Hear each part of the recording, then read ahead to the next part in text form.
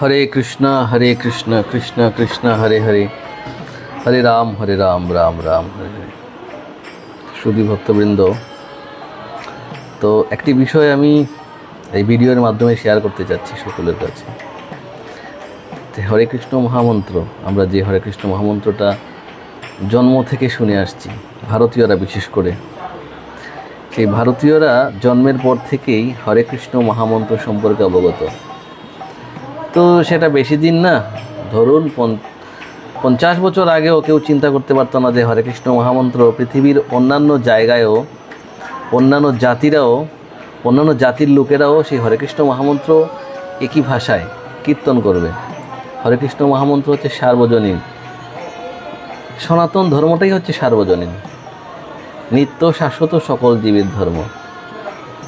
এই ভিডিওতে আমরা দেখতে পাচ্ছি কিভাবে দক্ষিণ আফ্রিকার সেই কালো কালো মানুষগুলো, কৃষ্ণাঙ্গ মানুষগুলো আজকে কত সুন্দরভাবে পরমেশ্বর ভগবান শ্রীকৃষ্ণের সেই দিব্য নাম হরে কৃষ্ণ মহামন্ত্র কীর্তন করছে।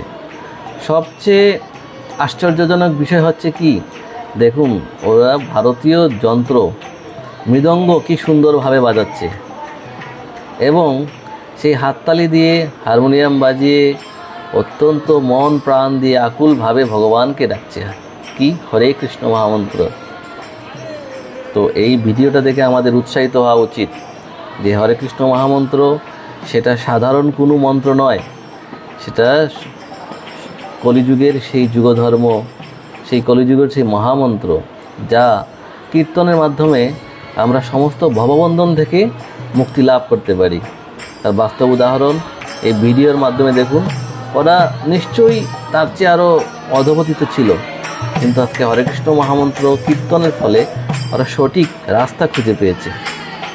সকলে ভিডিওটা দেখুন এবং উপলব্ধি করুন, তা নিজের জীবনে প্রয়োগ করার চেষ্টা করুন, সমাজে প্রয়োগ করুন, সকল জীবকে এই সহজ পন্থাটা উপলব্ধি করানোর প্রচেষ্টা করুন, তাতেই সমাজ এগিয়ে যাবে। হরে কৃষ্ণ, সকলকে অসংখ্য ধন্যবাদ।